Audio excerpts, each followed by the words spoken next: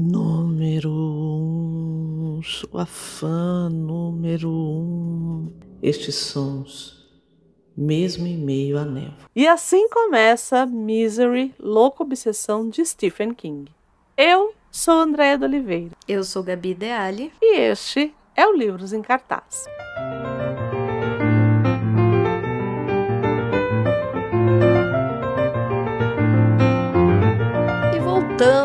Voltamos com ele, com o King, com o rei, com o amado por muitos, criticado por outros. Ele, Stephen King. Que vocês pedem, vocês clamam por Vocês Stephen clamam e está aqui. Nós ouvimos vocês. A voz, dizem que a voz do povo é a voz de Deus, dizem. Olha... Poxa vida, esperava mais de Deus às vezes. Mas estamos aí. E nós ouvimos a voz do povo. Sim. E lemos o quê? Lemos Misery. Porque alguns devem estar falando, mas elas não gostam de Stephen King. Veja bem, senhor ouvinte, não é que nós não gostemos de Stephen King. O problema é que Stephen King é um excelente contador de histórias. E é isso. O que eu posso dizer? Eu acho que ele é o rei do conteúdo. Isso.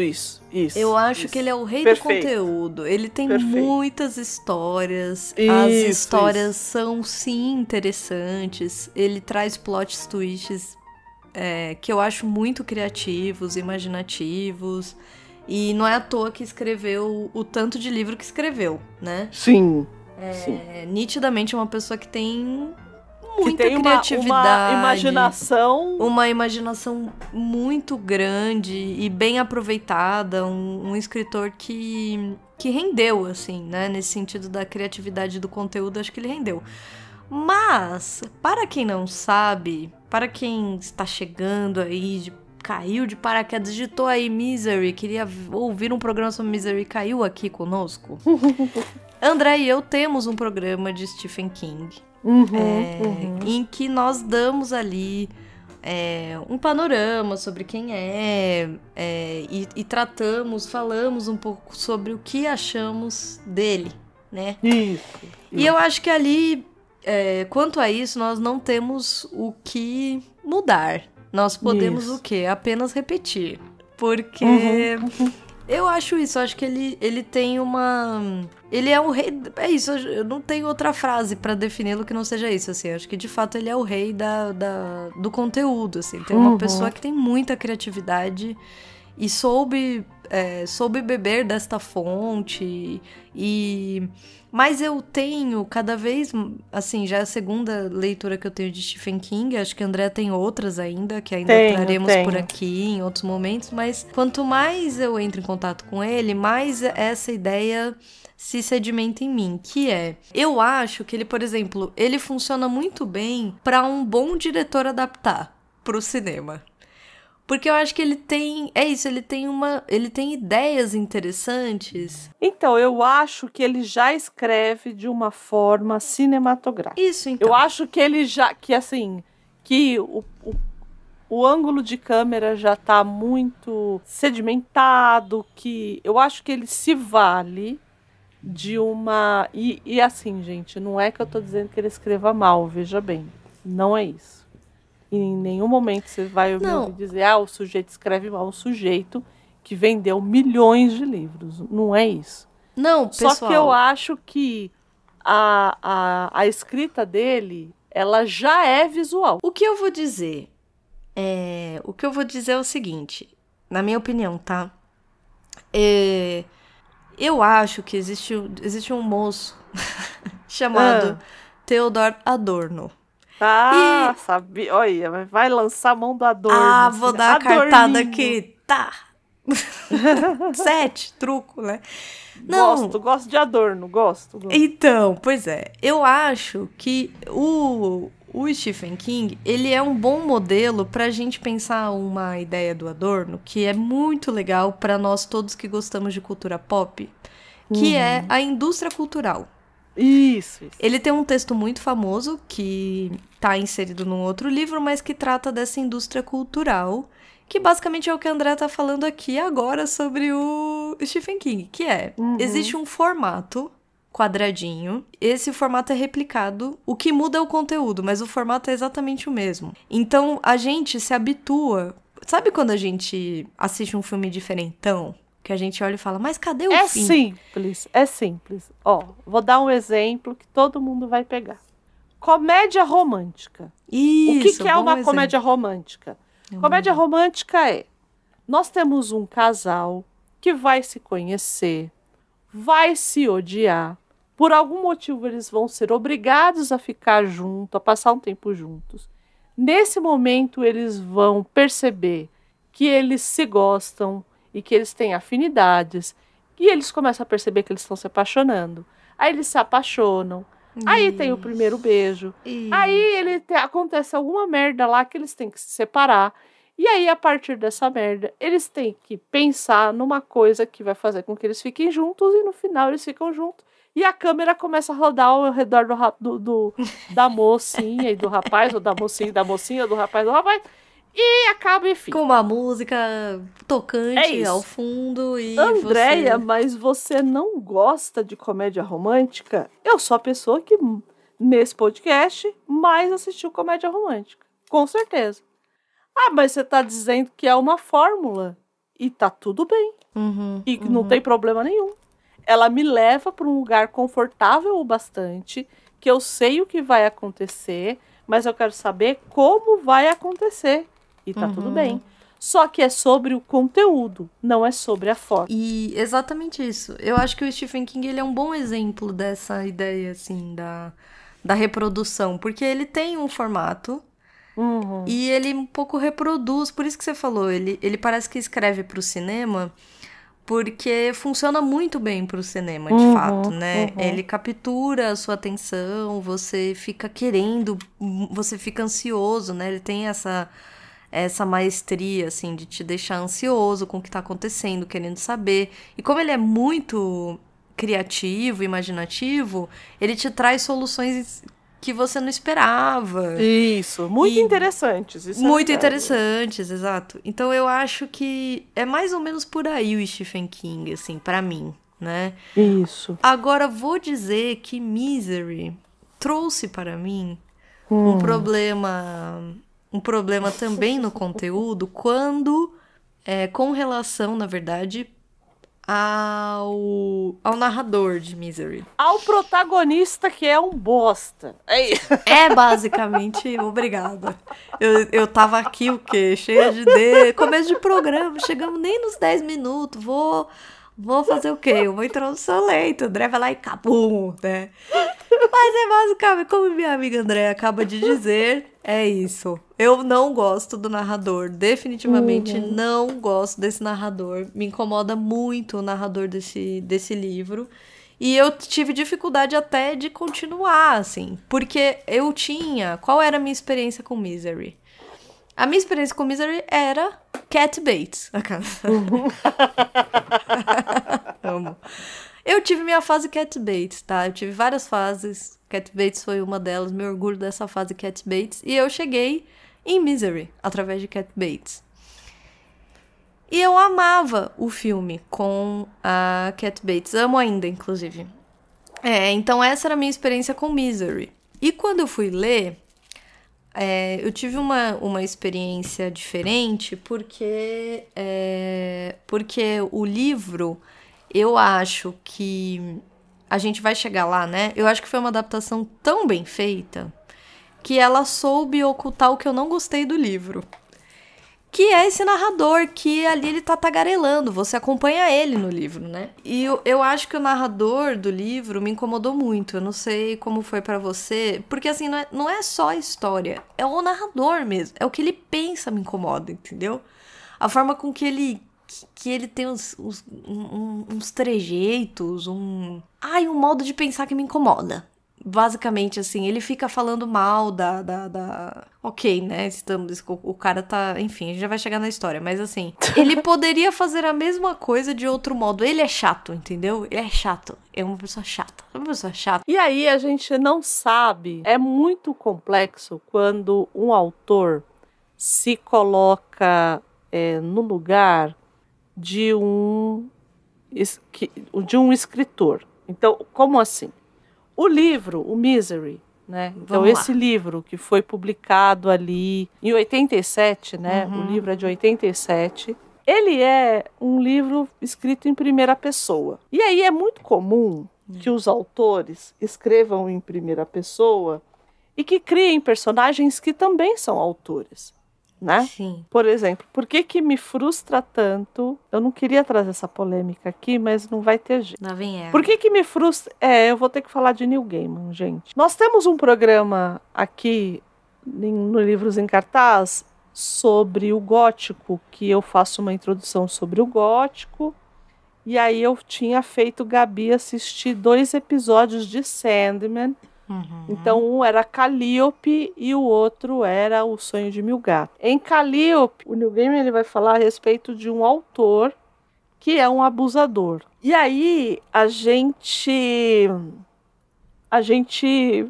acha, quando a gente lê o livro, né, ou lê o quadrinho e tal, nesse caso específico, e eu gostaria que vocês fizessem esse exercício de ir lá e nos ouvir falar.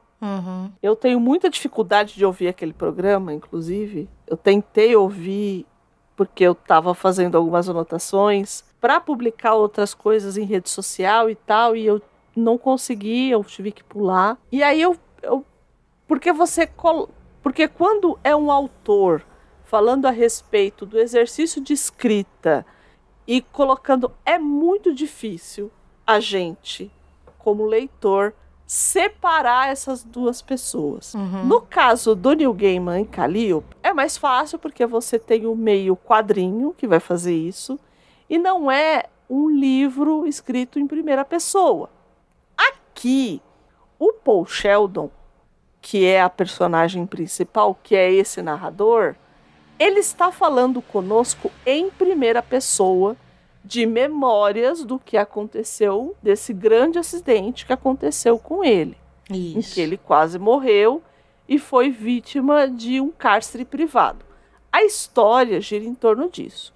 O sujeito é um sujeito muito famoso, ele tem muitos fãs, e tem uns fãs como toda pessoa de cultura pop, que é muito famoso. Vai ter fã de todo jeito e vai ter uns fãs malucos. É desses que o povo tem que ter medo, né? De verdade. Exato, pois é. E aí vai ter um fã maluco. E ele que tem a infelicidade de ser resgatado numa nevasca por essa fã maluca. Isso. Que é a Annie Wilkes. Qual que é a grande problemática aqui pra mim? Ele já tá falando ele já parte de memórias, né? Então a gente sabe que assim, ele está falando em primeira pessoa, então já é um narrador que a gente não pode confiar. A gente fala isso desde o ano 1 desse podcast. Se é narrador em primeira pessoa, a gente não vai confiar nesse cara. Então, já começamos por aí. Isso. E você percebe isso muito rapidamente no livro. Isso, né? Então. E nesse caso aqui, para além disso, ele é um puta de um babaca. Assim, ele é um babaca de marca maior, assim. É isso. Esse é a grande problemática. E aí, a gente começa, por exemplo, que no filme não fica muito claro. No livro, a impressão que a gente tem é que a primeira interação que ele já tem com a Annie Wilkes, logo no começo, não é uma sensação de gratidão, né? Ele não, em nenhum momento no livro, no começo, ele se coloca como grato por aquela mulher tê-lo resgatado de ter morrido. Ele já começa o livro falando assim: ela colocou a boca na minha, porque ele teve uma parada cardíaca ali. E aí ele vai falar do hálito da mulher, ele vai falar, e ele já começa a dizer que essa mulher é maluca. O começo do livro já é isso, né? O comecinho já é isso, assim. As primeiras coisas que você lê é basicamente essa descrição, digamos assim, dele, sobre as primeiras impressões que ele tem dela. E é muito desagradável, assim. Muito desagradável. E não é desagradável porque ela é desagradável, porque você também descobre que ela tem... Enfim, tem... A gente vai chegar nela, mas... Eu acho que vem por causa dele, sabia? Eu acho que ele torna ainda mais desagradável. Eu acho que ele é mais desagradável que ela. Isso. Porque ele não tem, em momento nenhum, ele tem um outro olhar pra ela, que não seja um olhar de desprezo, eu acho, assim. Isso. E aí eu li em alguns lugares que a Annie Wilkes, pra ele, é a cocaína, né? Ele teve um problema sério de entorpecentes, né, o Stephen King. Sim. Porque a gente vê aqui, existe uma substância, essas coisas de Estados Unidos, de não querer usar de pirona, e querer usar uns sedativos muito fortes, que deixa a pessoa muito louca, enfim. E ele acaba se viciando, ela acaba o viciando, e ela parece também ser viciada em um analgésico. Que inclusive não existe, né? Você viu? Isso. Eu vi ele falando, mas a base do analgésico existe, né? Que é a, não sei o que lá, como é que chama? Codeína, imagina. Codeína, isso. Eu não ia lembrar, a médica ia lembrar, claro. É o mínimo. Parabéns por fazer, como é que é? Parabéns por fazer o básico, é isso. Não, porque você não é da farmácia, você é médica. Você não é da farmácia, é lógico. Você não é da farmácia, você é farmacêutica. Você é médica, você não é da farmácia. Amigo é coisa pra se guardar. Obrigado.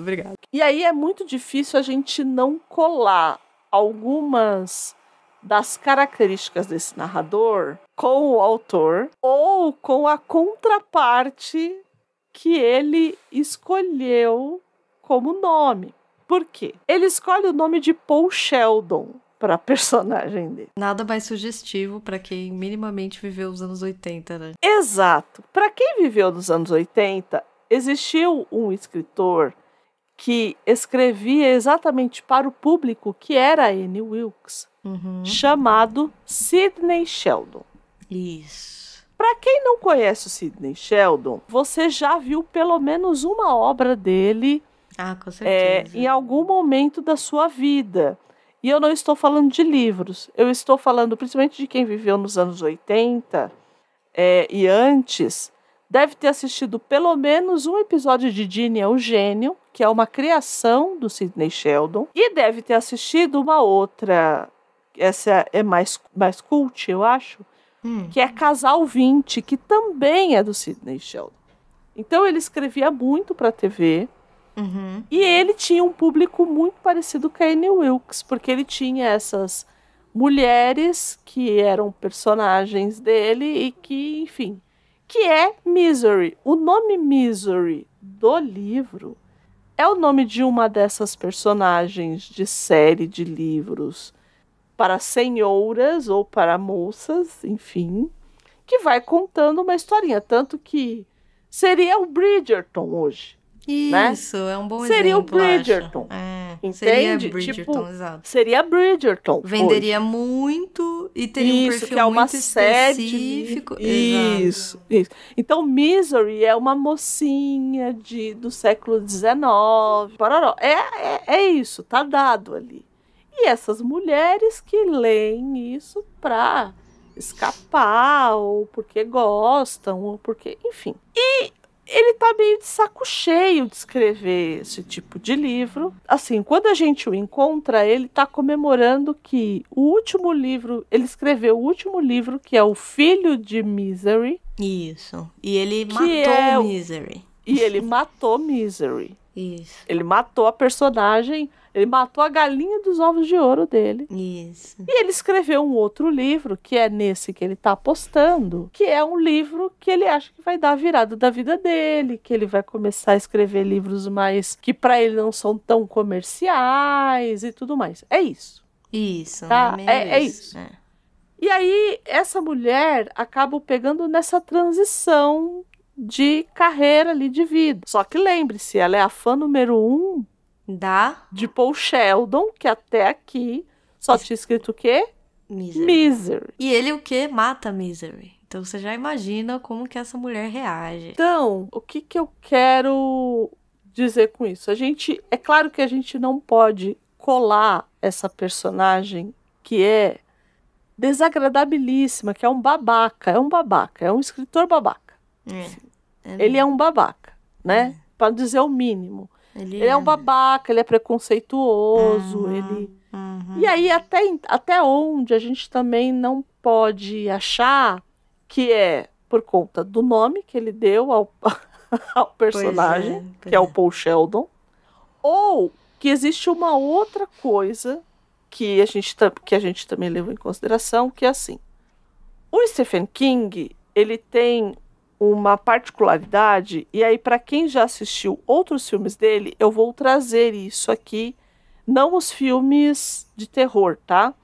Esses outros filmes dele que são mais mais menos para toda a família.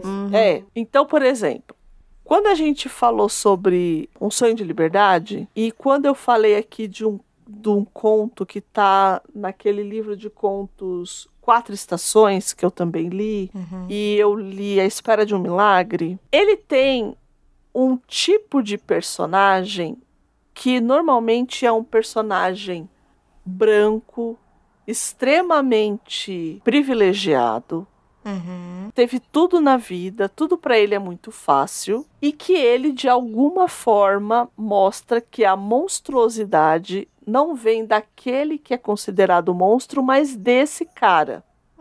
Então, assim, Na Espera de um Milagre é um dos policiais que esquecem de colocar a esponjinha na cabeça do francês lá, do cara que não é francês, não, que é o do ratinho. Isso. Ele coloca na cabeça, ele não coloca a esponja e o cara frita porque ele queria ver como é que é. No caso do menino do aprendiz, que é um dos contos desse 4 Estações, o menino, ele fala muito da aparência do menino. Então o menino, ele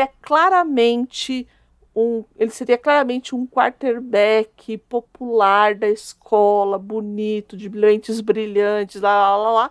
E o menino é um nazista, basicamente.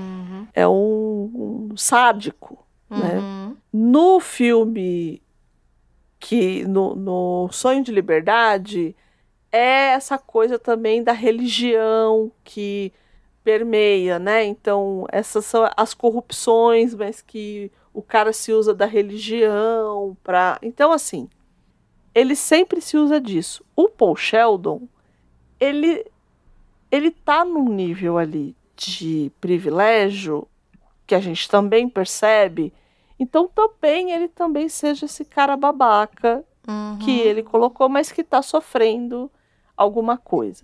Então, existem alguns caminhos que a gente pode levar para essa interpretação dessa personagem. Entendi. Pode ser isso, sim. Eu acho que o que pega mais é que, assim, como vai ser ele que vai nos contar a história, por mais que a Annie Wilkes faça atrocidades com ele, e ela faz. Existem momentos que você lê e você fala, eu não tô acreditando que ela tá fazendo isso. É muito difícil você ter empatia por essa personagem. Nossa, eu não tive nenhuma, Andréia. Vou ser muito sincera, assim. Eu não consegui. Eu acho que em alguns momentos, eu acho que assim, quando entra na coisa do terror psicológico e que ele extrapola pra violência, de fato, né, pra tortura, aí me pega. E aí vai pegar qualquer um, eu acho. É claro, né? Aí também, pega, pelo amor de Deus. Pega, aí não tem como, né? Aquela coisa, logo no começo do livro, que ela pega e faz ele beber os comprimidos com a água suja que ela tinha limpado, horroroso, não sei o quê.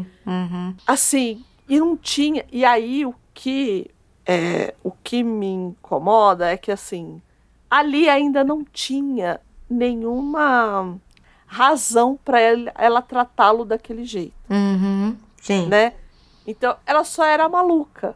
Isso. Então, é muito difícil.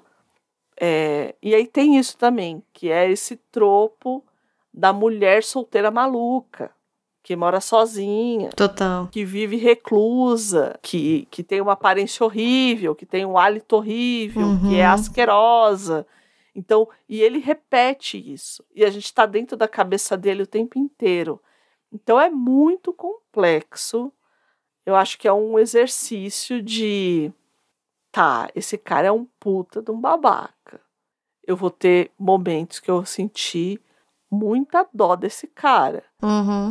Né? Quero saber o que ele vai fazer se ela pegar ele fora da cadeira de rodas, por exemplo. Tem alguns momentos que ele consegue abrir a porta, sair, como no filme.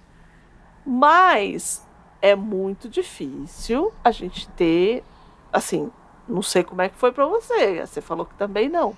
Não, mas é mim... muito difícil você gostar do personagem principal. Assim, o que você tá trazendo é que isso pode ter sido proposital. Eu acho que sim. Ah, tá. Eu acho que sim. Entendi. Pode ter sido deliberadamente uma escolha do Stephen King retratar ele assim. Eu acho que sim. Entendi. Eu acho que sim. Porque se ele se coloca nessa posição também, ele é coautor, porque se ele fala que essa mulher é uma usuária de cocaína, é a cocaína, ele é coautor desse sofrimento. Porque ele é o usuário. Entende onde eu quero chegar? Sim. Então, talvez, não sei se... E, de novo, a gente nunca sabe se a gente dá... Eu tenho muito medo com isso, tá, gente? Se a gente dá mais profundidade do que algumas obras mereçam. Mas... André. Amei. É isso, entendeu? Mas, assim, olhando para o que eu já li dele, isso é muito plausível de ter acontecido. Eu entendi. Eu entendi onde se baseou a sua análise. É isso. E aí a gente deliberadamente achou por bem não falar muito da vida do Stephen King. Nós já fizemos isso. Eu acho que tem esse ponto. Em nossa defesa, podemos dizer que a gente faz isso também com outros autores. A gente não fica voltando e tratando. Então, vocês podem voltar no nosso... Deixa eu ver qual é o Livros em Cartaz aqui. 14. Vocês podem voltar no nosso Livros em Cartaz 14, que lá estará uma detalhada exposição sobre detalhada, sim, do que encontramos, obviamente, né? Sobre a vida, uma biografia do Stephen King. Eu acho que lá está o suficiente. Mas eu acho que se eu fosse falar alguma coisa, pra gente não deixar isso tão de lado, eu diria que ele é um autor que ele tem um autorreferencial muito forte, assim. Não que outros não tenham, acho que vários têm, inclusive, né? Mas ele tem a questão de retratar personagens majoritariamente do estado que ele mora. Ele também tem, mesmo o que você tá falando do Paul Sheldon, né? Ele tá tratando um escritor que, ok, pode ter a ver com o Sidney Sheldon, mas tem também um pouco dele mesmo aí. Então, de até experiências próprias, a gente vai chegar lá, né?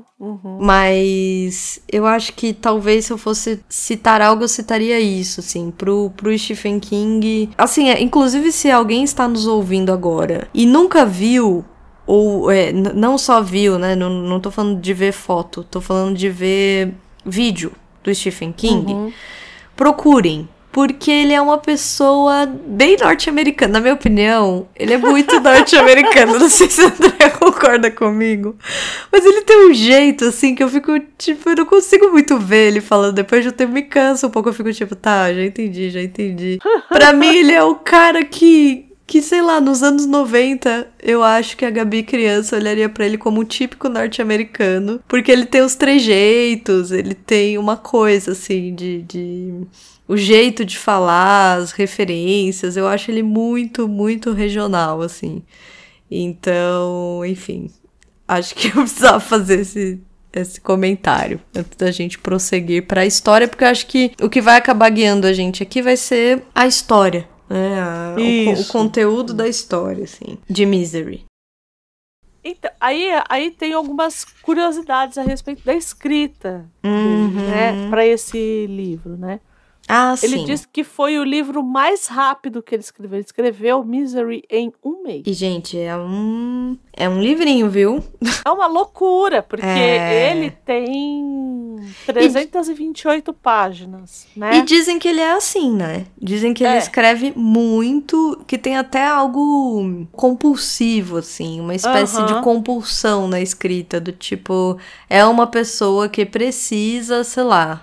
Eu não me lembro, André, talvez por ter lido outras coisas vai saber me dizer, mas parece que ele é uma pessoa que, assim, ele precisa, sei lá, escrever muito num dia, não é que... Isso, ele escreve 5.000 palavras ou 500 palavras, não, 500 palavras por dia. E aí, então ele pega, vai andar, tanto que foi numa dessas andanças que ele teve um acidente, né, grave, porque bateu, né? Um carro bateu nele, ele ficou imobilizado durante um bom tempo.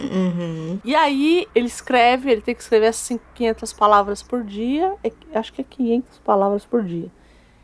E bom, ele escreve, e aí aí ele vai escrevendo, terminou de escrever, pega, coloca na gaveta e vai pro próximo.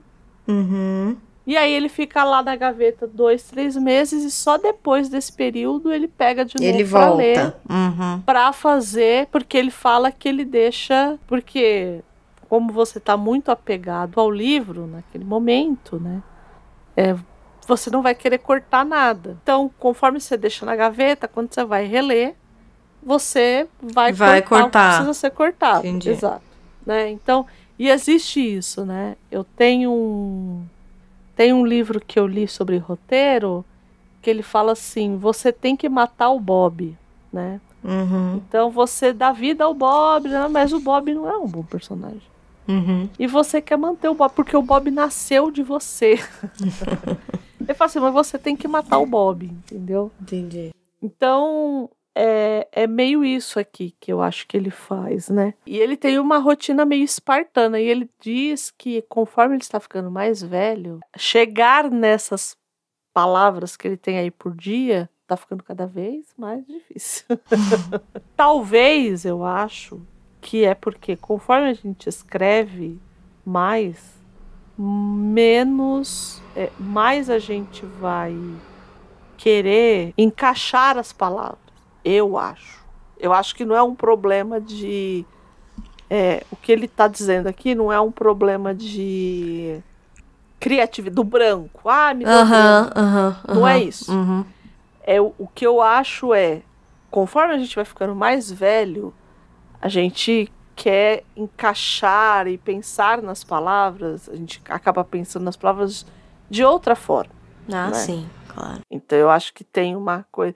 E ele foi professor de literatura inglesa, né? Ele era professor. Ele era. Eu acho que isso conta pra biografia dele, assim. Também acho que conta. Né? Eu acho que conta. Bom, aí no livro ele faz uma referência ao Iluminado. Ele fala assim, né? Tem uma parte lá que a Anne fala assim: é muito bom. O famoso hotel em Overlook foi incendiado por um vigia maluco.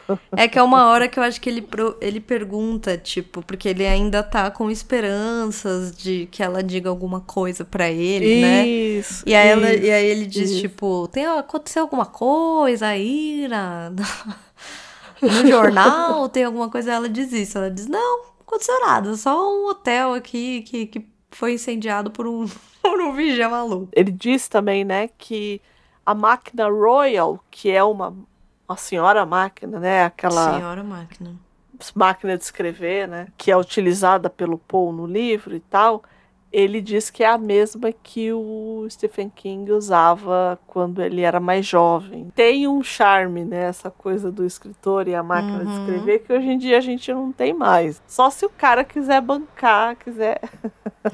Porque hoje em dia tem escritor que escreve no celular, né? Ah, é? Aquela moça Thalita, que escreve para adolescente, como é que ela chama? Thalita... Ixi, não sei. Aí você me pegou. Fala sério, mãe... Ela Thalita escreve Rebouças, no... tá? Deixa eu ver.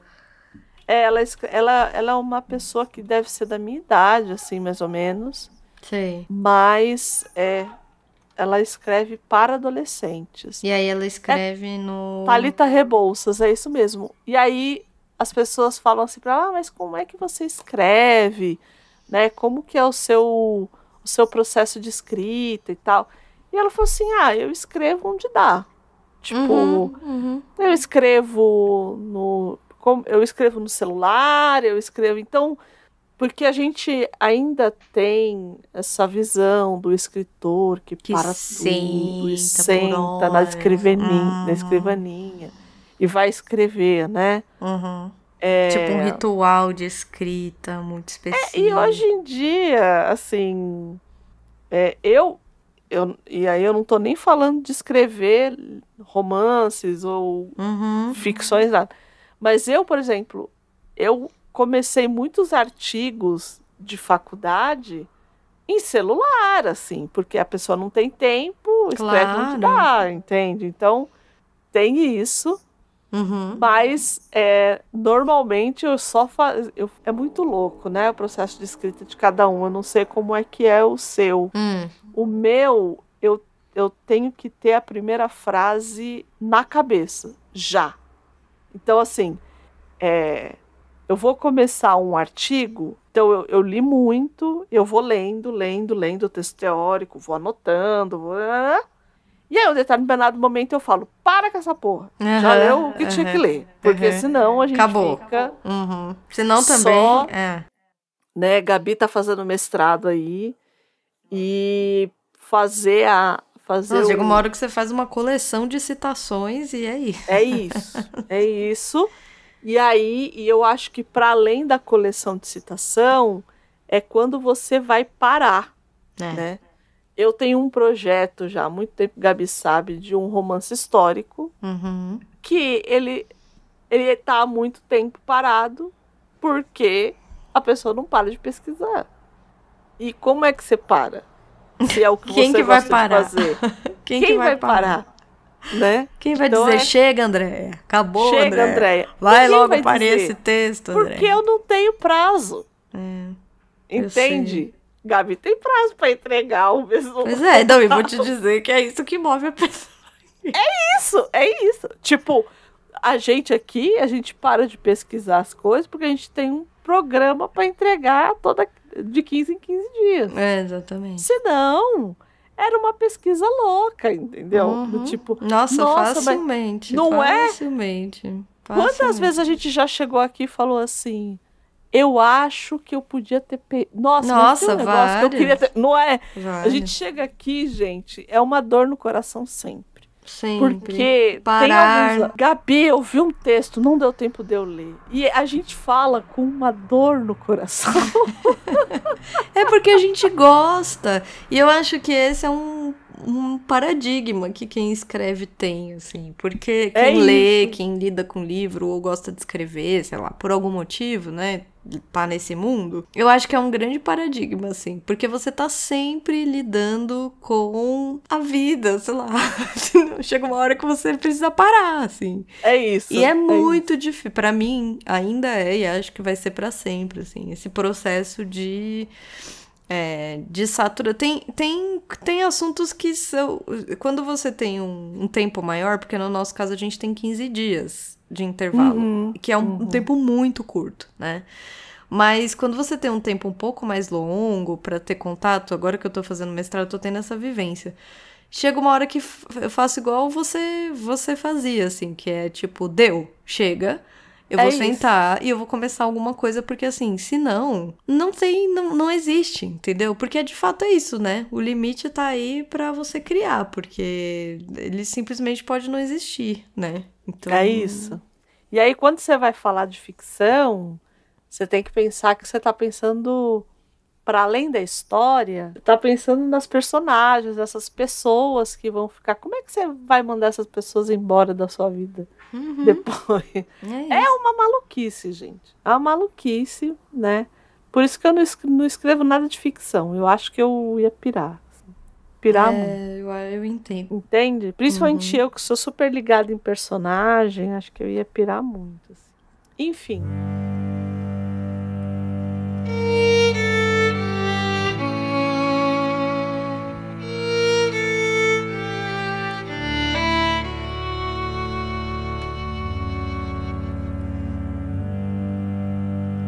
A história, né, que foi o que eu falei, né, que ele conta lá numa entrevista que, de acordo com o King, eu vou ler como é que estava lá.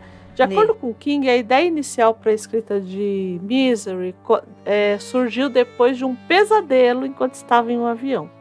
No sonho, o autor acordava de um cochilo e havia uma mulher ao seu lado que falava em uma voz um pouco louca. Eu sou sua fã número 1. E aí ele diz, né? Misery é um livro sobre cocaína. Annie Wilkes é a cocaína. Ela era minha fã número 1. E assim, primeiro um comentário aleatório. Você acha que as pessoas ainda usam essa expressão? Porque eu acho uma expressão tão... datada. Você não acha? Você tem essa impressão? Eu não sei se é uma impressão errada que eu tenho. Porque... Não, eu acho que é algo que caiu em desuso mesmo. Você acha? Né? Eu também acho. Eu acho. Eu fico essa com a coisa impressão, do fã sim. número 1. Eu sou seu fã número... Porque eu acho que com as redes sociais isso um pouco se perdeu, assim. Se foi. Essa coisa do você ter acesso a informações que ninguém mais tem, porque você comprou a revista XYZ que ninguém tem. Eu acho que isso se perdeu por causa das redes sociais, né? Acho que hoje em dia... Quer dizer, depende do autor. Isso, é. Eu acho que depende. Eu acho que, por exemplo, eu assisti muito The Big Bang Theory, né? Uhum. Tem uma cena eu acho que tem uma cena que ela resume bem essa coisa do fã número 1 sem falar. Eu acho que as pessoas ainda se comportam assim, mas com essa histeria, com essa obsessão, eu acho que sim. Mas que as pessoas, hoje, elas não querem mais saber sobre a pessoa. Elas querem ter a pessoa. Sim. No sentido de, eu posso tirar uma foto com esse cara, postar no meu Instagram... e todo mundo vai saber, e ele vai saber que eu existo, e eu acho que tem esse outro lugar do que, eu sei tudo sobre você. Eu acho que isso não é mais uma commodity, entendeu? Sim. Porque antigamente, quando a gente era fã de alguém, e eu posso falar isso de cadeira, porque eu fui muito fã, você sabia tudo sobre a pessoa. E aí você cai, você quebra uma perna, né? Porque você não sabe absolutamente nada sobre a pessoa, né? Você descobre que você não sabe absolutamente nada sobre a pessoa. Mas eu acho que ainda existe em alguns nichos essa relação. Vou falar a respeito do que eu lembrei. No Big Bang Theory, existe uma personagem chamada Sheldon. E eu tô falando aqui como se ninguém tivesse assistido, porque eu acho que tem uma... Não sei se você assistiu. Você já assistiu? Assisti. Tá. Bom, o Sheldon, ele é completamente obcecado pelo Leonard Nimoy. O Leonard Nimoy, para quem não lembra, é o Spock do Jornada nas Estrelas, a série clássica, né? Ou, como diz na dublagem, está... Jornada nas Estrelas, a série, né? Amo. A dublagem dos anos 80 é assim, a da série clássica. Amo. A série. A série. É muito bom.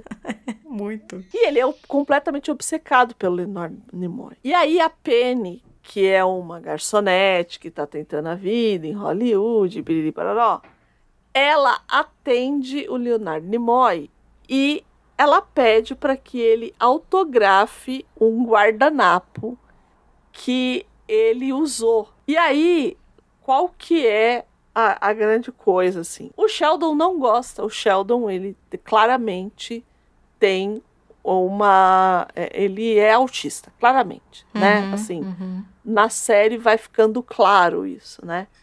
E aí, ele fala assim, eu não gosto de ganhar presente, porque depois eu vou ter que calcular o presente que a pessoa me deu para eu dar um presente equivalente para a pessoa.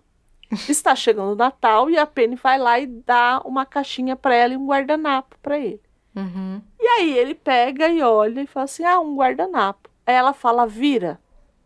Aí ele olha e fala, está... E aí ele tem uma síncope. Está autografado pelo Leonard Nimoy. Aí ela completa. Eu só preciso te avisar que foi o guardanapo que ele usou, então por isso que tá sujo. Mas se você quiser limpar ele, se eu quiser clonar o Leonard Nimoy, eu já tenho DNA do cara aqui. Então, assim, eu acho que esse tipo de fã ainda existe. Eu também acho que existe. Entendeu? Esses fãs malucos, eu acho que ainda existe. Ah, sim, acho que existe. Mas eu acho que a expressão... a expressão fã número 1, eu acho que já caiu faz tempo, porque hoje em dia ninguém é número 1 de ninguém mais. Isso. Né? Com as redes sociais, os caras têm milhões e milhões e trilhões de seguidores. Então, essa coisa do eu sou sua fã número 1, eu acho que é muito datado mesmo. É da época, é super da época, né? Eu acho. Mas o que ele coloca é que, sim, e aí eu acho que tem essa coisa de codependência que ele coloca entre ele e a Annie Wilkes aqui. Que ele fala, ela era a minha fã número 1, a cocaína. Porque ele era o cara que colocava, que dava sentido para ela, né? Então eu acho que sim, ele coloca ela nesse lugar. Né? É uma codependência aqui dos dois. Mas no livro não fica muito claro, não. Porque a impressão que a gente tem, para mim, né, já tendo vivido próxima de pessoas que faziam uso dessa substância específica, eu acho que ele demonstra muito asco para quem tinha essa dependência. Tá. Porque o tempo inteiro que ele fala a respeito dela, desde o começo, é com muito asco.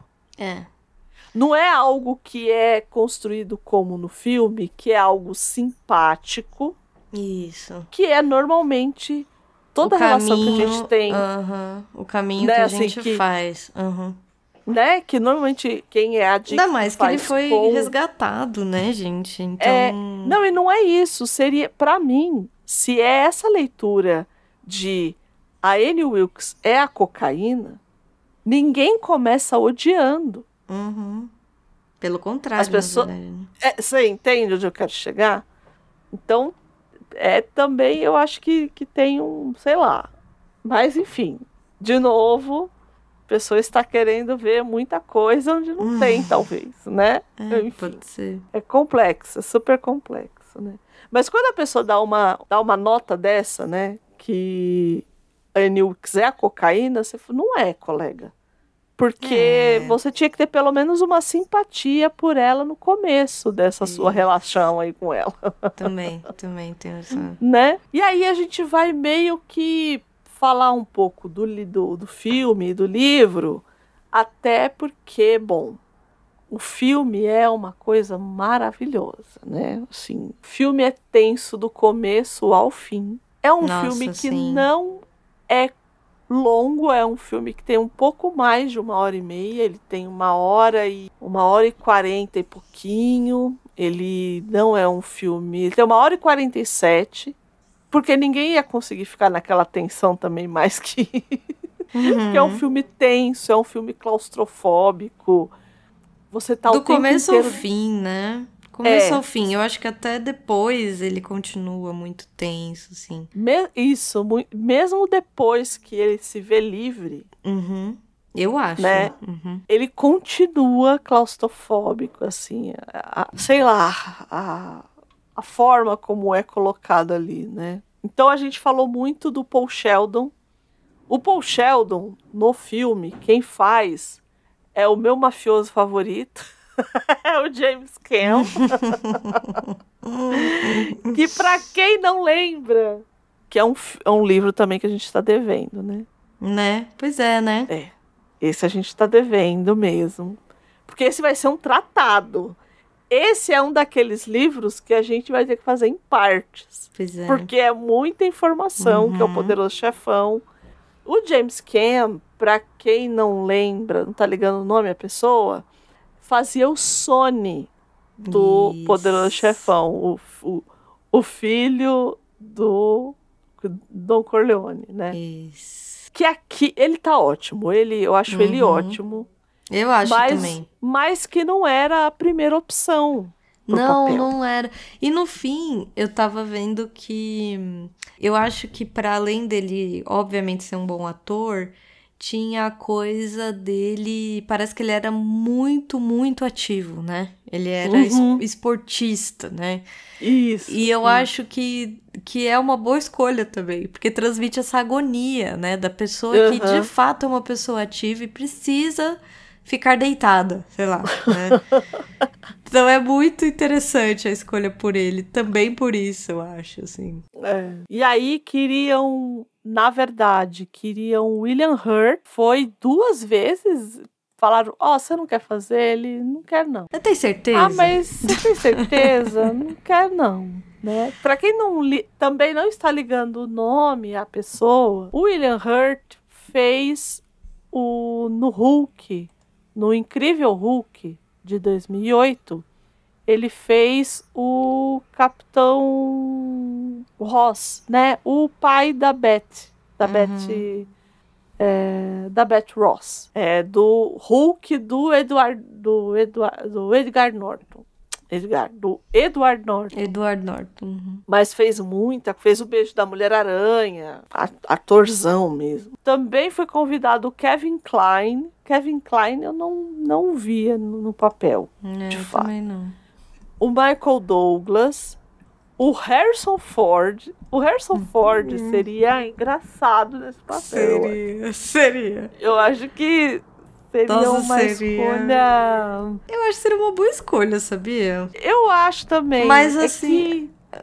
Eu não sei se a gente compraria ele... Isso que eu ia falar. Eu acho que ele tem Eu acho que o problema não seria nem ele nessa situação. Eu acho que seria ele como Paul Sheldon mesmo. Isso, então, essa coisa passiva, né? Isso, exato. Eu acho que... Porque é claro que ele vai ter os seus momentos ali no final, mas, assim, é uma situação de extrema passividade, assim. Né? O tempo todo, né? O Dustin Hoffman, esse aqui pode dar qualquer coisa que ele faz. Não é? Eu tenho a impressão que o Dustin Hoffman... Também. O Robert De Niro... Que acho que cai um pouco na coisa do Harrison Ford, assim. Também. O Robert De Niro, Al Pacino, né? Sim, Al Pacino. Todos eles. O Al Pacino... Então, mas aqui eu acho que era meio praxe, assim, tipo... Robert De Niro, Al Pacino, entende? Eu acho que...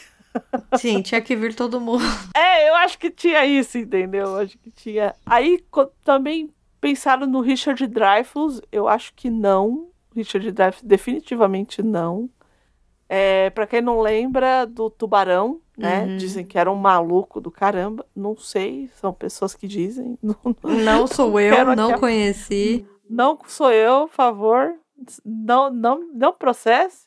Mas, por exemplo, falaram que foi que ele era um ator muito difícil. Tem carinha, né, de difícil. Isso, e que contatos imediatos de 3º grau foi uma coisa complexa. Um parto. Mas em que sentido? Aquelas que agora quer fofoca, né? Porque ele é um ator difícil. E, você, assim, ele é um ator difícil de ser dirigido e Contatos Imediatos era só um filme do Spielberg, entende? Então, como Tubarão também, que ele participou e tal. Então, o Spielberg ainda era um cara que meio que sabia lidar com ele, mas outros diretores não. O Gene Hackman, né? E o Robert Redford. Robert Redford, eu entenderia o fã número 1, né? Sim. Talvez, né? Nossa, eu também, viu? Né? A capa estampada na quarta capa, talvez fizesse com que essas mulheres todas ficassem tão apaixonadas por esse autor, né? Sim. Nossa, ele escreve tudo isso e é essa ele, né? Enfim, talvez. E né? é este homem. E aí, a Annie Wilkes, que é essa nossa queridíssima vilã que estamos falando aqui, vivida brilhantemente por Cat Bates. Brilhantemente.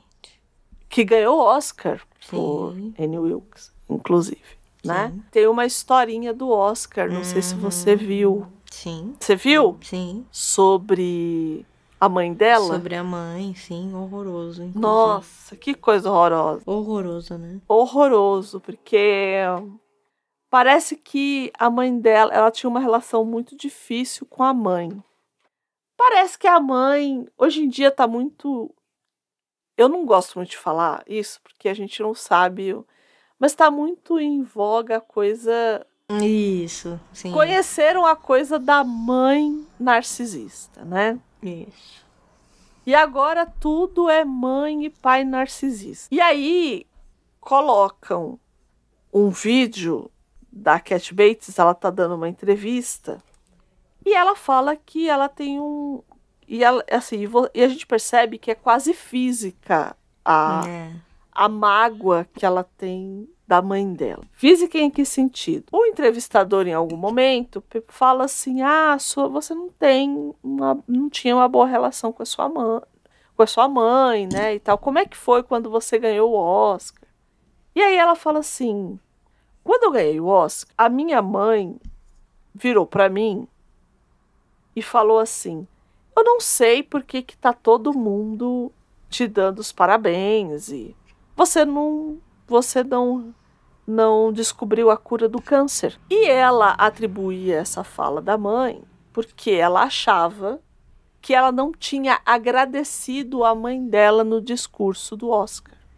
E aí o entrevistador, e ela fala isso, ela fala assim, mas eu tenho pra mim que minha mãe ficou magoada porque eu não a agradeci no discurso do Oscar. E aí o entrevistador vira e fala assim, mas você agradeceu a sua mãe no discurso do Oscar? E ela, não, eu não agradeci. Nossa, E aí ela coloca... é tão dolorido, né? É muito dolorido, porque é uma dor física. Você vê que ela... Que no primeiro momento ela sente... Que ela de fato criou uma mentira pra ela, né? Assim. Isso.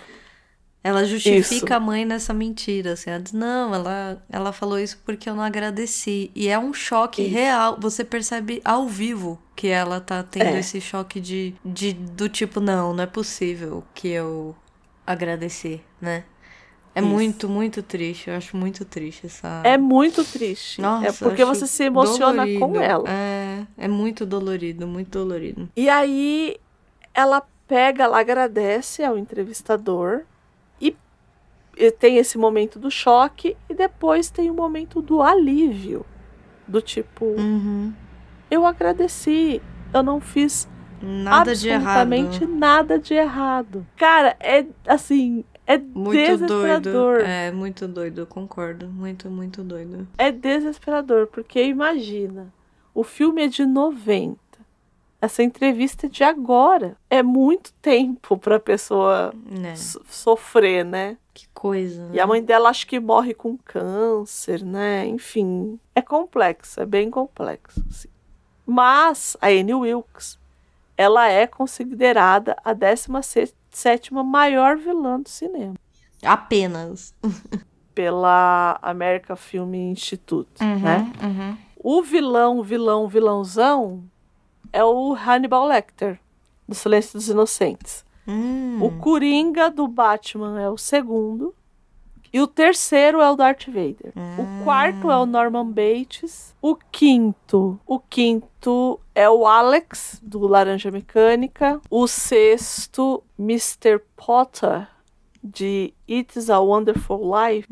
O sétimo é a Alex, da Glenn Close, né, do Atração Fatal. Veja que as personagens femininas estão sempre na chave da obsessão, né? Então a primeira é a Glenn Close. Você já assistiu Atração Fatal? Já. Glenn Close em Atração Fatal. Phyllis Jetson, que é a Bárbara em Dupla Identidade, é um filme de 44. Não me lembro desse filme. De Linda Blair, né? Como a Regan, né? Do Exorcista. Né? É o nono. E a 10ª é a Rainha Má do Branca de Neve. Nossa, e aí, coisa. Pois é. Senhora. A Rainha Má da Branca de Neve. E aí a gente tem, aí só pra gente ver quem é que tá antes dela, né? Michael Corleone é o 11º. Eu colocaria o Michael antes da Alex, por exemplo. Mas enfim. Eu faria várias alterações aí, viu? Mas tudo bem. Eu também, viu? O outro, o Malcolm, o Alex, mas aí o Delard, né? Do Laranja Mecânica. O Hall 9000, em 13º. Em 2001, Meu Céu no Espaço. O Alien, de 14º. De Alien, o 8º Passageiro, né? O Amon Gath, que é o Ralph Fiennes, de A Lista de Schindler.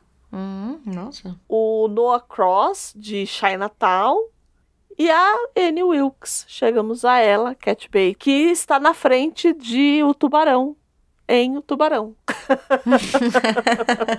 Amo. Que é o 18º. E aí tem tanto os vilões, né? Os 100 vilões, como os 100 heróis. Eu vou falar os 5 heróis aqui. O Atticus Finch, que é o Gregory Peck, né? No O Céu é para Todos. O Indiana Jones, em Indiana Jones e a Última Cruzada. O James Bond, como Sean Connery, em 007 contra o Dr. No. O Rick Blaine, de Casablanca. Não acho que o Rick Blaine é um herói, mas tudo bem. Deixa pra lá. Exatamente. Will Kane, Cary Cooper, em High Noon. A Clarice Starling, em Silêncio dos Inocentes. O Rock Balboa, do Rock, em 7º. A Ripley, em 8º, em Aliens. George Bailey, em It's a Wonderful Life. O Lawrence, de Lawrence da Arábia, em 10º. E aí a lista segue. Eu vou colocar no post a lista dos vilões e dos mocinhos. Mas a Annie Wilkes tá aí em 17º. Eu acho que ela devia estar antes, ali no ranking, né? Acho que tem uns ali que deviam estar depois dela. Também acho. Né? Mas, por exemplo, o T-1000 tá em 22º, pra mim é um absurdo. Sabe quem é o T-1000? Quem? T-1000, você assistiu Exterminador do Futuro 2? Assisti. Sabe não o Schwarzenegger, o outro Exterminador, que é aquele Sei. Ele tá em 22º. Mas, gente, e eu acho ele aterrorizante. Nossa, mas é muito aterrorizante. O jeito que ele corria, lembra? Nossa, que horror aquilo. Que medo! Então, não sei. Nossa, realmente. Não é? Ai, gente, vai entender. Como que vota isso aí, gente? Tá errado. Vamos rever. Fazer uma abaixo-assinada aqui. O Travis Bickle, né, de Taxi Driver, tá em 30º, cara. Louco, não. Entende? Não dá. Não dá. Bom, mesmo. eu vou deixar aqui a lista, a gente vai ficar falando da lista aqui o programa inteiro. Mas a Cat Bates, qual que é a grande sacada da Annie Wilkes, né? Como ela é maluca, e ela é maluca no sentido... maluca... como é que eu vou dizer isso? Receitada, né? Maluca diagnosticada. Diagnosticada. É isso, né? A gente percebe que ela é instável e o Paul Sheldon deixa isso muito claro desde a primeira linha do romance. Por isso que pra gente é tão difícil entender essas equivalências que ele faz com a dicção, enfim. Porque na linha 1 ele já deixa muito claro que se trata de uma pessoa desequilibrada. Né? Isso. Que a Annie Wilkes é uma pessoa desequilibrada no livro. Mas no filme existe um tempinho ali até ele fazer isso. Né? Sim. Então, num primeiro momento, ele até entende. Ele só vai entender que ela é meio maluca quando... Bom, o que acontece, né? No livro, a gente já o encontra na casa da Anne, né? Então, assim... tem um primeiro momento ali que é meio... Você vai descobrir depois que tá querendo dizer do acidente dele... Mas você não muito se toca, assim, do que tá acontecendo. Você só vai entender depois que ele passou pelo acidente, né? Isso.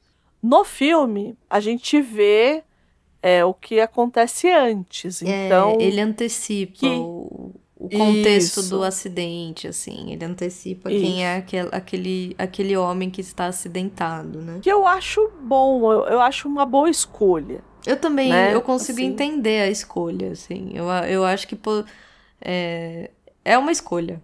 Não tem outra palavra pra isso. Porque, porque ele poderia ter feito de outro jeito também. Ele poderia simplesmente não ter contado e à medida que o filme vai seguindo, você vai construindo aquele...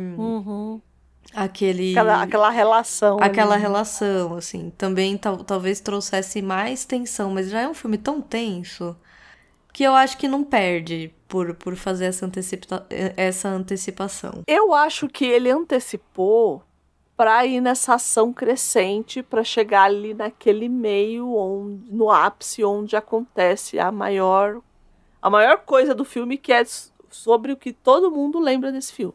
Isso. Né? Uhum. Então eu acho que ele antecipa por conta disso. Porque ele vai numa crescente dessa tortura psicológica até chegar numa tortura física de fato. Né? Porque a todo momento a gente tá esperando, a gente fala assim, vai dar merda. É isso que eu ia falar. O filme, de novo, pra mim, ele fica num outro lugar em relação ao livro, porque no filme, eu entendo que é uma limitação de material, no sentido de que um livro é mais difícil você fazer isso do que numa imagem. Mas o que acontece com o filme é que existe um momento inicial, curto, mas existe, que eles são muito corteses um com o outro, que ela é muito educada, ela é afável, ele se sente bem cuidado. Existe esse momento.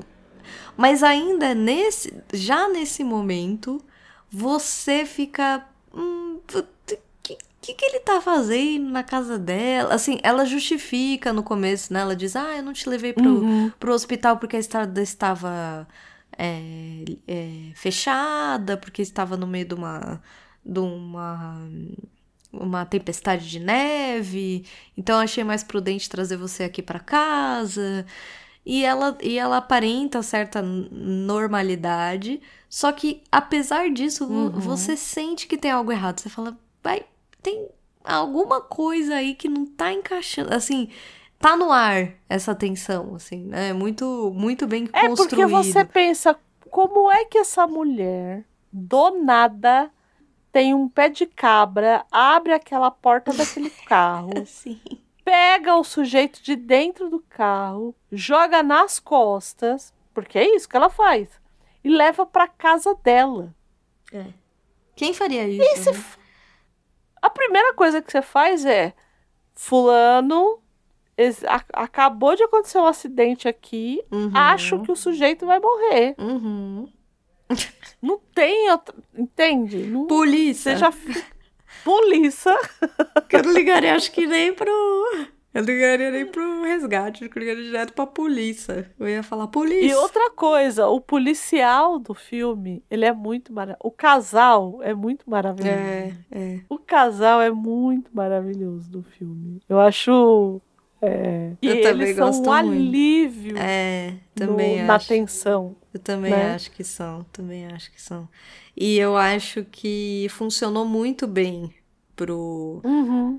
pro filme, de novo, assim, é um filme muito feliz nesse sentido, porque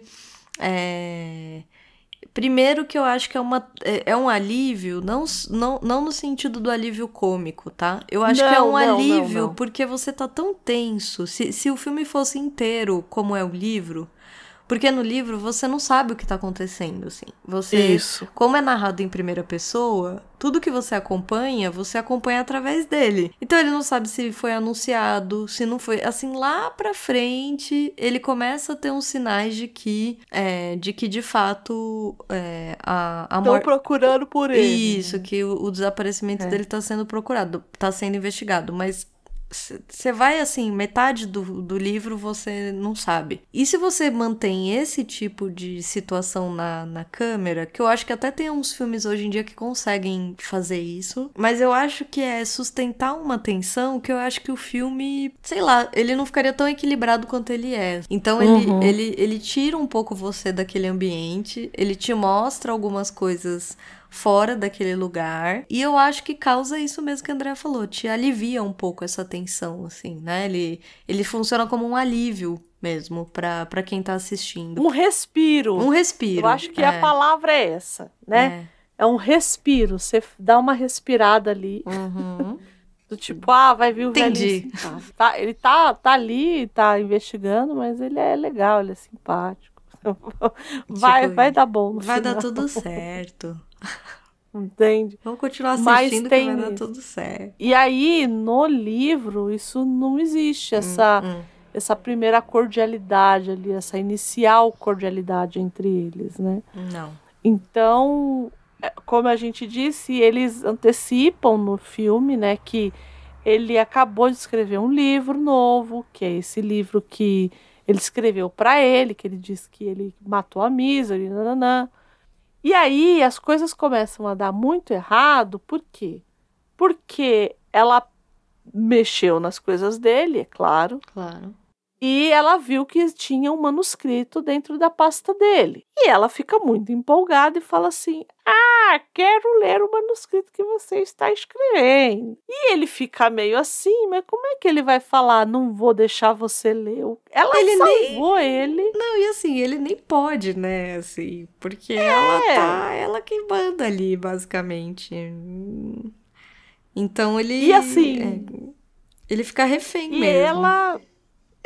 Ele fica refém, e aí, num determinado momento, a gente percebe que ele está refém, porque as pernas dele, gente, quando mostram na tela, né, porque ela fala assim, ele também fala isso no livro, né? Fala. Mas visualmente tem tem um impacto. É muito impactante, porque até para conseguir justificar, né, assim. Ele ficar ali, Porque precisa justificar, assim, uma simples...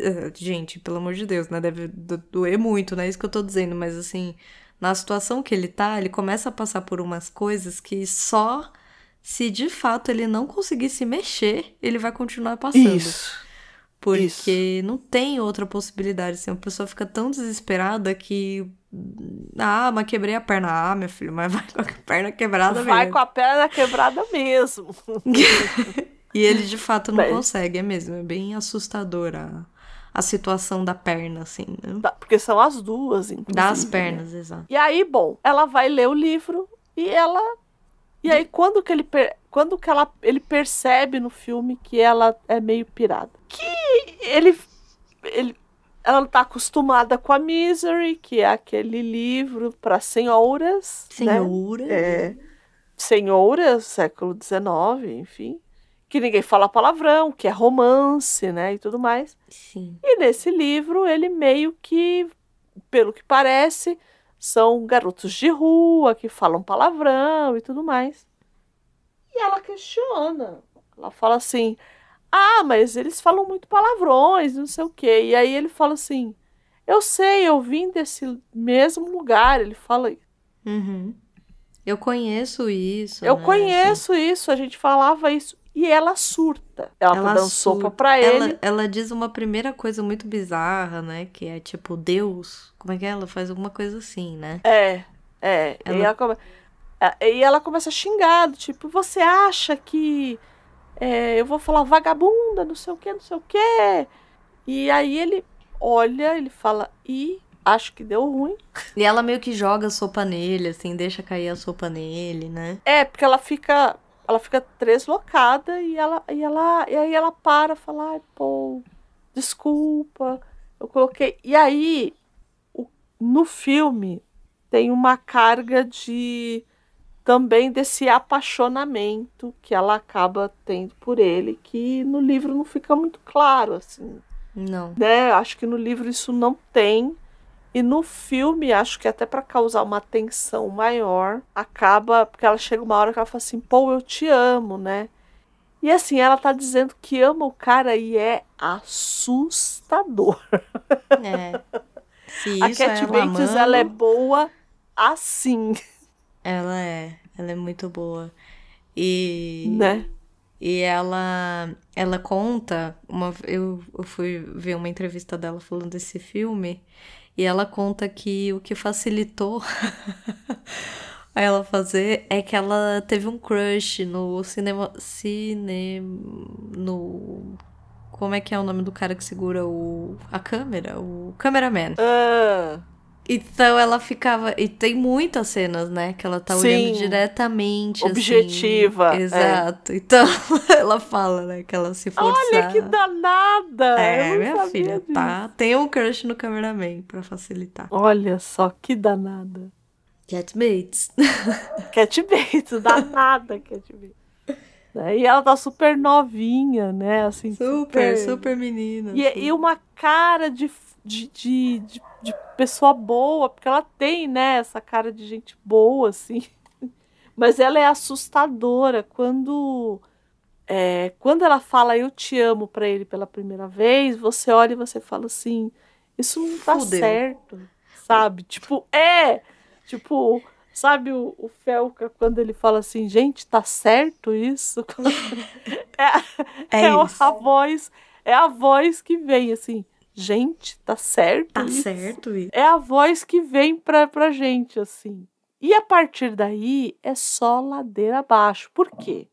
Porque publicam o livro de Misery. Lembra que a gente falou que ele matou Misery? Então. Publicam o livro.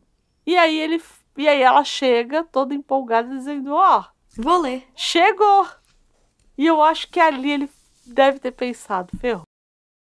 Agora já desandou. O que não tinha nada. Se ela ficou brava só com os palavrões, eu matei a personagem da vida dela. Ali ele já tá sabendo, né? Ele já tá sabendo. E aí, por exemplo, diferente do livro também, ela começa a viciá-lo nos analgésicos, né? Porque ele precisa parar a dor, enfim. E só que ele começa a não tomar mais os analgésicos. Ele rapidinho percebe que ela tá dopando, ele. No né? livro isso é arrastado. Ele de fato fica viciado muito tempo até ele se forçar a parar, né? Mas eu acho que tem essa coisa do adicto ali no livro, né? Que ele quer mostrar. Com certeza. Né? Aqui não tinha essa intenção, né? Fiquei com a mesma impressão que você. E, na verdade, ele tá juntando ali o remédio porque ele quer dopar ela. Isso. Né? Ele começa a juntar o remédio ali porque ele quer dopar. E ele começa a fazer coisas. Bom, se essa mulher tá falando que tá gostando de mim, vamos fazer um jantar. Isso. E aí ele faz um jantar com ela e ele coloca o remédio dentro do vinho dela e ela vai lá e derruba o vinho. Isso. Tá tudo Que eu errado. acho que ela tava desconfiada, ela é bem esperta. Ela é bem esperta. E isso é igual nos dois. Isso é igual nos dois. Ela é bem esperta, assim. Ela é bem esperta. É a pessoa neurótica, né? Tipo, neurótica. E aqui, gente, não é nem uma forma pejorativa, não. É aquela pessoa que que tá ligada em tudo, que é persecutória, que acha que tudo é sobre ela, né? Porque tem uma espécie ali de quase uma... Como é que eu vou dizer? Eu acho que é isso mesmo, de uma neurose. Né? Acho que não tem outra palavra para dizer isso mesmo. Sim. Né? E aí isso vai caminhando, né? Enfim, no filme, até que uma determinada hora, e ele começa a tentar fazer meio que uma fisioterapia meio... Porque o que acontece? Ela descobre que ele matou Misery. E é um escândalo, e ela grita, e ela sacode ele, e ele cheio de dor. Eu acho que daí a coisa degringola, é o que a Andrea falou. Isso, é isso. Né? Porque daí ela começa de fato a ser cruel com ele, né? Isso. E uma das primeiras, e eu acho que uma das piores coisas que eu acho que ela faz, no sentido não físico, né? No sentido da coisa meio psicológica mesmo, é obrigar ele a queimar o manuscrito que ele tinha acabado de finalizar. Que é desse novo romance que ele tava, assim, empolgadíssimo. Porque o acidente acontece quando ele tá voltando com o manuscrito, querendo publicar o manuscrito. Então, ela obriga ele a queimar o manuscrito. E ele queima e, assim... Nossa, dá uma dó. É devastador, né? Nossa. É devastador pra ele, né? E de fato, né? E aí o ódio, se ele não tinha um ódio por ela, ali... o ódio é plantado naquele momento, entendeu?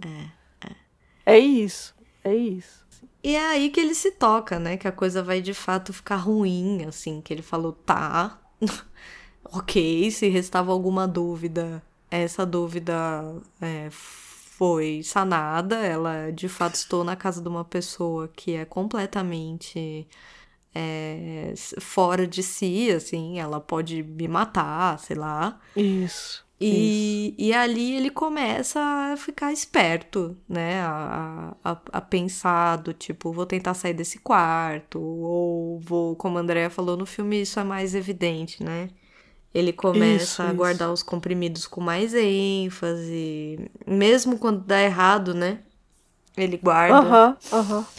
Ele continua guardando. Ele não só porque ele quer tentar usar com ela, mas porque ele não quer ficar entorpecido, né? Ele começa a entender que ele precisa ficar acordado, que ele precisa prestar atenção no que tá acontecendo, que ele precisa pensar, enfim. E aí, o que ela faz? Você matou a Misery, seu miserável, né? Você vai trazer ela de volta, você vai ressuscitar a Misery. E aí, E é muito louco, porque assim... E aí eu acho que é a parte escritor mesmo que mantiveram no filme. Isso. Que ele pega e traz a Misery de qualquer jeito. E ela vira... E eu acho que é bem coisa de fã mesmo.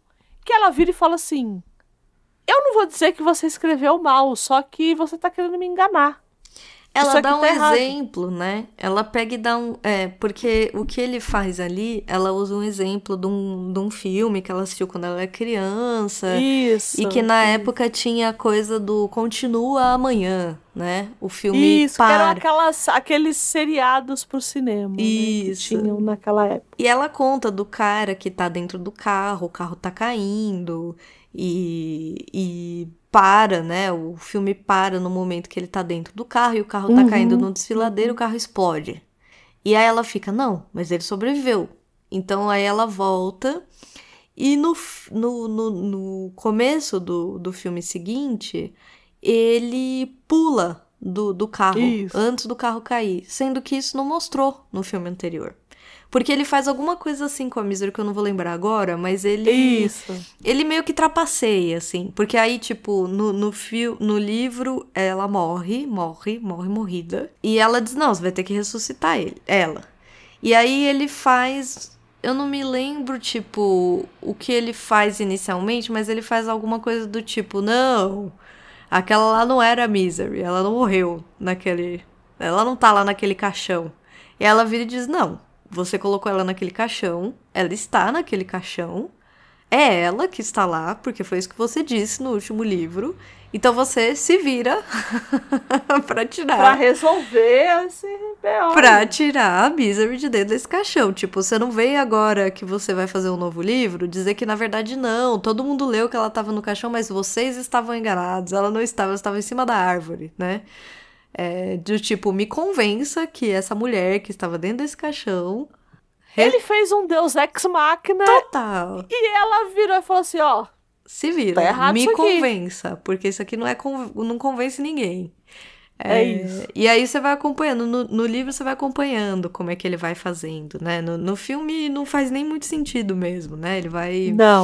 Não. Mas você acompanha, que ele senta, inicialmente ele escreve contra a vontade dele, mas como ele tem isso meio que no sangue, né? Do tipo, ele gosta de escrever, ele gosta de ser instigado e tudo mais... Ele meio que... Aquilo ali vira a terapia dele naquela situação horrorosa que ele tá. E o filme vai transcorrendo daí, né? Eles meio que atingem uma estabilidade momentânea. Ele vai finalizando aquilo, né? E ele vai fazendo incursões, ele vai saindo do quarto...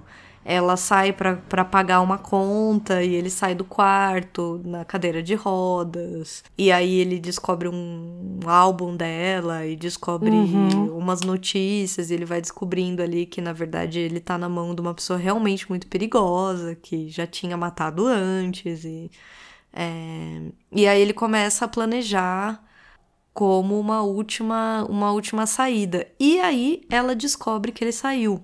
Porque ele sai umas 2 vezes sem que ela descubra, né? Isso. E chega uma hora que ela descobre. E aí vem a cena mais agonizante, aterrorizante, horrorosa do cinema. Por quê?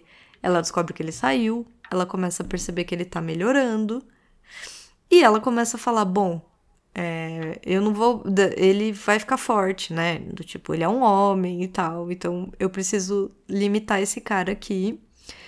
E ela conta uma história dos escravos que fugiam e o que os senhores faziam com os escravos que fugiam. Ela, enquanto isso, coloca lá um pedaço de pau enorme. Meu Deus do céu. No meio das pernas dele, deixa as pernas dele abertas, assim. No meio dessa tora de madeira. E ela pega um martelo. E dá aflição só de contar. E ela bate, né? No livro... E eu gostei, tá vendo? De novo, gostei mais do filme. Por quê? O filme é mais realista, assim. O livro vai pra um lugar, assim, meio... Qual é que é o nome daquele diretor de cinema que tem sangue pra todo quanto é lado? Tarantino? O Tarantino. Dá uma de Tarantino, o Stephen King. Do tipo, ela arranca fora o pé dele, né?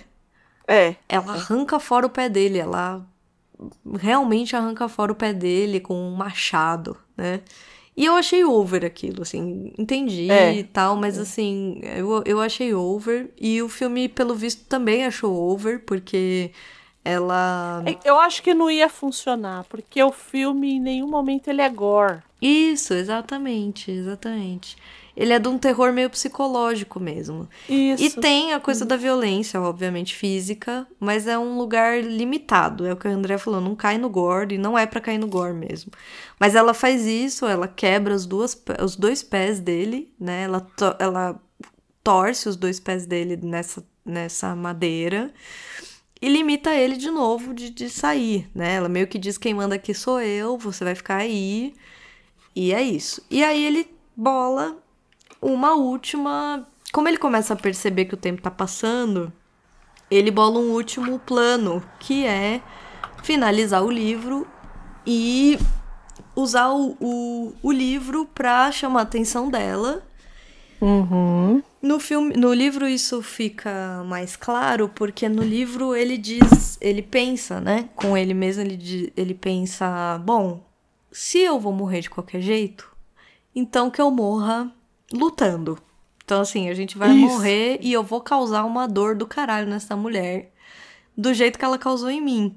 Então, ele chama ela, ele diz assim, agora você sabe o que falta, né? Eu preciso... No livro não é claro que é um ritual dele. No filme fica bem claro, porque também isso tem na primeira cena, né? Na primeira... Isso.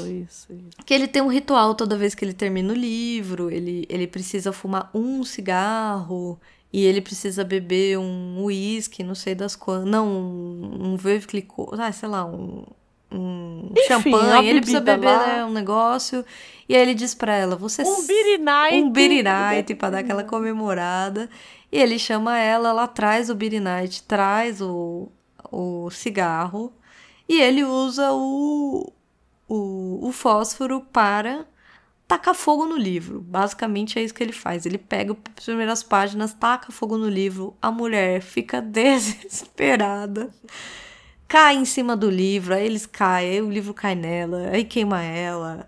Aí, assim, né, essa parte eu preciso dizer que o Stephen King fez bem, porque ele é mais difícil você fazer isso em imagem, né? Que é convencer o quanto... Porque o que acontece? É uma briga longa dos dois ali, né? Isso. Não é uma briguinha curta. Não é uma briguinha curta, não. É uma briga longa, do tipo, cai, aí ela se queima, aí ele joga o negócio nela, aí ela levanta, aí ele cai. Aí ele faz tum, bate com a máquina na cabeça dela. E aí, assim, o livro faz com que você perceba que ela resiste muito antes de morrer, né? Isso. E no filme não tem tanto... Assim, tem, mas existe uma limitação de imagem mesmo, que eu acho que, assim, você visualiza o que tá acontecendo, né? Enquanto no livro ele pode escalonar aquilo na sua imaginação e esticar esse fio muito longo, assim, né? Pra você ficar agoniado e não saber o que vai acontecer. E ele mata ela, né? Ele mata e é resgatado pelos policiais ali que vão percebendo que tem alguma coisa de errado, exato. E no filme, essa parte do resgate, ela não é mostrada. Não. Né? A gente vê 18 meses depois, eu acho. Isso, exato. Né? E aí a gente já vê esse sujeito já em Nova York com o livro novo publicado. É um livro que a crítica parece que gostou muito. E a agente dele, que é a Lauren Bacall, ele tá no almoço com ela. E ela fala assim, mas eu tô te falando que você pode ganhar um prêmio. E ele vira e fala assim, mas eu não fiz esse livro pra ninguém, eu fiz pra mim. E ela fala assim, nossa, mas eu achei que você ia dar pulos de alegria. E ele falou assim, e aí ele fala, eu acho que o que aconteceu com a Annie Wilkes me marcou e foi... Ele não usa a palavra bom, mas ele usa algo parecido com isso. E aí a gente começa a entender que, assim, que essa visibilidade, essa fama, essa coisa pra ele é desesperadora, porque ele a vê em todas as fãs que chegam pra cumprimentá-lo pelos livros. Então eles estão num restaurante. Exato. E por um determinado momento você fala, meu Deus, ela voltou? E tem uma moça num carrinho carregando, a Annie Wilkes carregando aqueles carrinhos de doce, com uma faca na mão. Você fala, não. Corta pra ele conversando com ela, aí ele vira pra moça e a moça fala, você é o Paul Sheldon? Ele, sim, eu sou sua fã número 1. Isso. E ele, eu agradeço, e termina aí, né? Então eu acho o fim do filme também muito mais poético nesse sentido. Nossa, né? muito mais, porque o livro fica, nossa, fica muito gore. Assim, fica gore, porque ele começa com passou-se um tempo, Aí o Paul Sheldon chega no quarto dele do hotel, e lá dentro ela está lá dentro, vestida de enfermeira, tipo umas coisas assim que você fica tipo, ai gente, pelo amor de Deus, entendeu? Aí ela tem uma arma, ela atira nele, aí ele se arrasta, ele atira nela, aí ele se arrasta pelo quarto e tem sangue em tudo, e você fica tipo, jura? Aí ela morre, ele morre, todo mundo morre. Aí no fim ele fala, não, isso foi uma visão. Eu tipo, putz, por que você escreveu isso, entendeu? Tinha que ter parado aí, acabou seu livro, acabou o livro. E eu fiquei com um pouco essa sensação no livro, assim, de que o livro demora pra acabar, assim. Eu fiquei um pouco... Eu acho que ele se esforça muito em justificar as escolhas dele. Ele se esforça e o em mocinho tornar... ter matado, né, a maluca, né? Isso, não, e assim, ele se esforça muito em deixar palatável pra quem tá lendo o que aconteceu. E assim, às vezes você simplesmente pode deixar lá, assim, as pessoas vão entender o que aconteceu. Você não precisa dizer, olha, ele, depois disso, ficou traumatizado, ele via ela em todo canto. Você pode simplesmente fazer como é o filme, né? Você pode fazer uma insinuação daquilo, que todo mundo que tá ali vendo aquilo entende, né? Entende a referência do tipo, ele vai levar ela com ele pra sempre, porque ele ficou traumatizado, assim. Agora qualquer pessoa que falar qualquer coisa, instantaneamente ele vai lembrar do que aconteceu com ele. É mais ou menos isso, assim, ele vai ter pesadelos, ele vai... Tanto que é uma questão, né, que a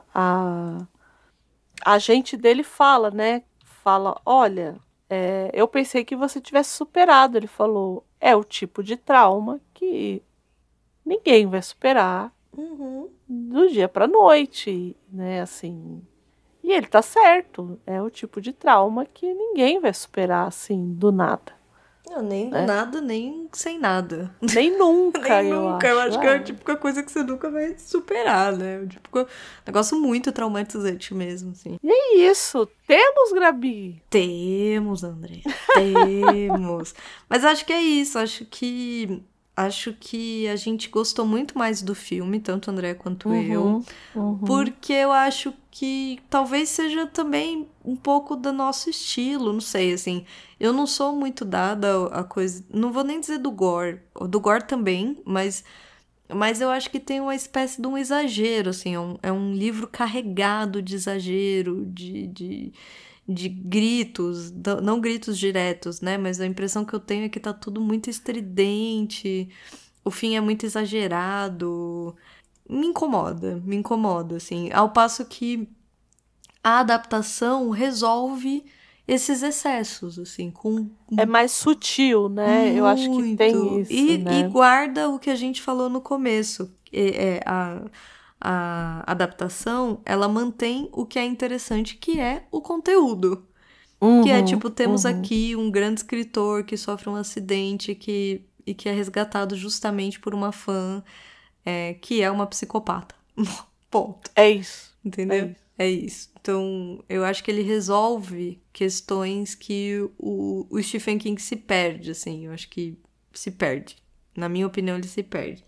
Ele não perde porque o fio da meada tá ali, ele termina a história e tal.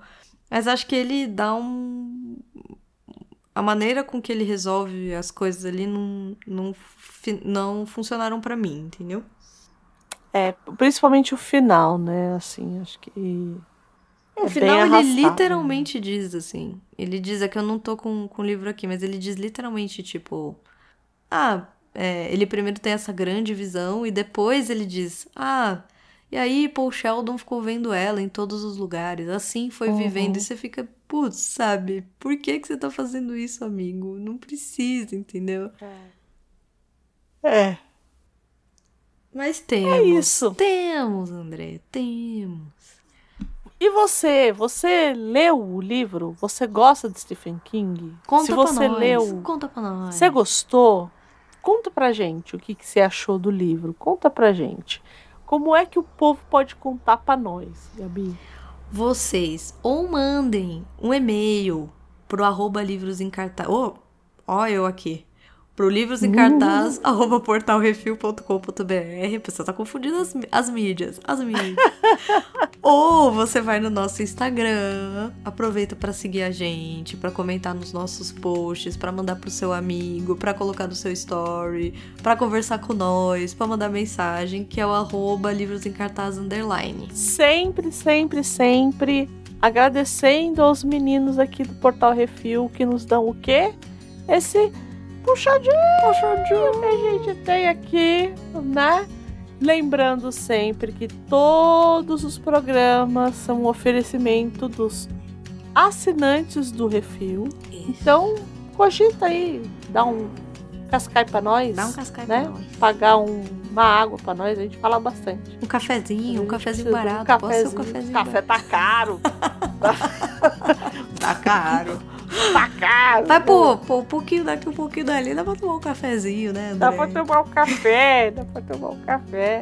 Agradecer sempre todo mundo que ficou até aqui, né? Ouvindo essas duas malucas falarem do filme. Sim. E meterem o pau no Stephen King. Por que pouquinho. não? Por que não? Só um pouquinho. Não é a intenção, a gente não é hater de Stephen King, hein, gente? Não. A gente não é hater mesmo, de Stephen King. Não mesmo. A gente só colocou aqui que eu sei que as pessoas são muito apaixonadas. São os fãs de número Stephen 1 King. do Stephen King. Stephen King tem um grupo de fãs aí que tem mesmo. Né, é bastante apaixonado e tal. Mas veja, colocamos todos os pontos aqui e fizemos uma análise do porquê, né? Do porquê a gente não gostou de determinadas escolhas dele, né? Mas agradecemos a todos que ficaram até aqui, né? Sejam educados, não nos odeiem. Por favor. Fiquem bem a todos, cuidem-se. Até o próximo programa. Um beijo e tchau. Tchau.